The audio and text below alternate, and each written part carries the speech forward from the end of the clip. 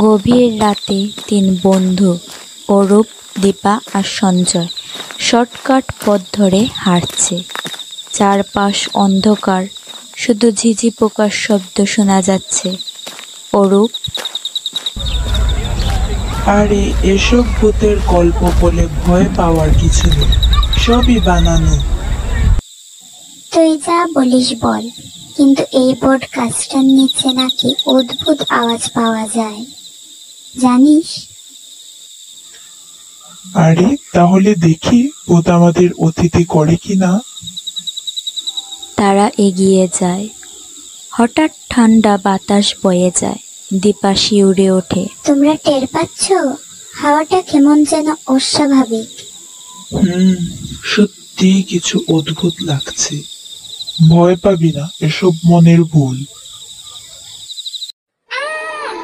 ওটা কি মানুষের মতো, কিন্তু পানি? কে আছিস? বেরিয়ে আয়, আমাদের ভয় দেখাতে আসিস না। কেন এসেছো আমার অঞ্চলে? অনেক বছর আগে এই জায়গাতেই আমাকে হত্যা করা হয়েছিল। কেউ সাহায্য করতে আসেনি, তাই এখন যারা আসে আমি তাদের ছাড়ি না। আমরা তোমার ক্ষতি করব না, চাইলে তোমার শান্তির জন্য প্রার্থনা করতে পারি।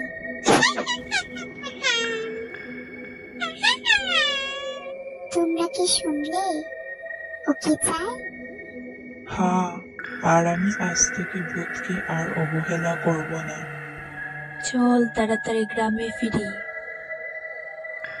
আজ থেকে আমিও আর কখনো ভূত নিয়ে মজা করব না।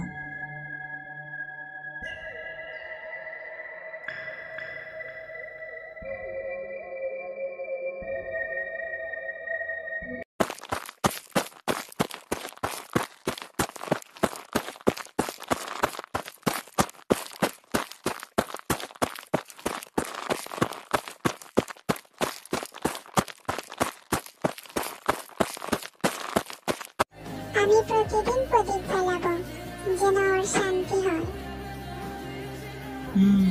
আমরা তিনজনই করব। ভূতের যন্ত্রণা যদি শেষ হয় তবে আমাদের ভয়ও শেষ হবে।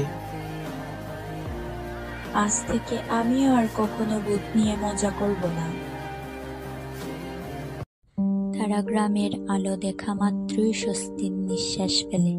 পেছনে তাকিয়ে দেখে বটগাছটা নীরব অন্ধকারে ডুবে আছে। কিন্তু কেউ জানে না সত্যিই কি ভূত শান্তি পেয়েছিল, নাকি এখনো অপেক্ষা করছে নতুন শিকারদের জন্য।